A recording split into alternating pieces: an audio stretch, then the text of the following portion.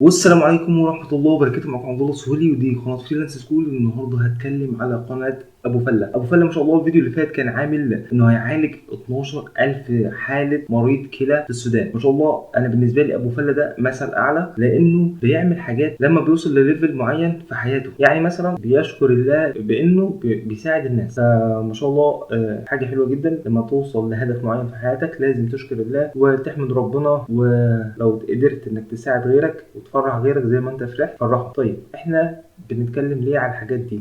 احنا ما شاء الله وصلنا 500 ساعة مشاهدة في القناة عندنا. 500 ساعة مشاهدة. اللوكيشن بتاعنا ما كانش حلو خالص. احنا ما زلنا بنحسن في اللوكيشن وما زلنا بنحسن في القناة مع بعض ان شاء الله.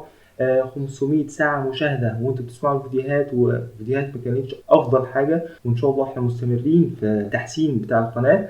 500 ساعة مشاهدة والصوت ما كانش لطيف خالص، وانتوا يعني الحمد لله استحملتوا وسمعتوا وعديتوا الفيديوهات واستفدتوا من الفيديوهات. وفي ناس كتير كلمتني على الخاص وسألوني على فريبك وسألوني على خمسات وسألوني على البيبال.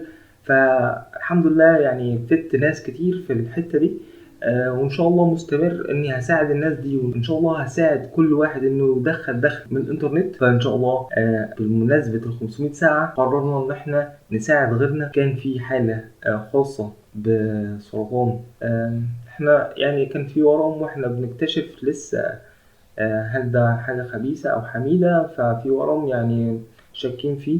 فالمهم المفروض هياخدوا عينة باثولوجي اللي هي بياخدوا حتة كده من الورم يعني وبيحللوها. فاحنا شاركنا في حتة التحليل دي. يعني ما شاركناش بالمبلغ كله عشان التحاليل يعني بتكون غالية شوية بصراحة، ولكن احنا شاركنا بالنقدر عليه بسبب ان احنا وصلنا 500 ساعة مشاهدة. ودي حاجة حلوة جدا بالنسبة لي وحاجة فرحتني، فحبيت اساعد غيري. وده مش رياء ولا اي حاجة، حبيت اكون زي ابو فلة واشجع غيري انه لما يوصل لحاجة معينة، حاجة حلوة حاجة كويسة، انه يساعد غيره. دي حاجة ما شاء الله والله بتفرحك وبتسعدك وبتخليك يعني مبسوط، وربنا بيبارك لك. يعني ربنا لما انت بتساعد غيرك ربنا بيبارك لك وبيساعدك وبيهيئ لك الامور وبيهيئ لك الاشخاص. وان شاء الله تابعونا الفيديوهات اللي جايه عشان هتكون حاجه حلوه جدا. كان معاكم عبد الله السهولي ودي قناه فريلانس سكول، والسلام عليكم ورحمه الله وبركاته.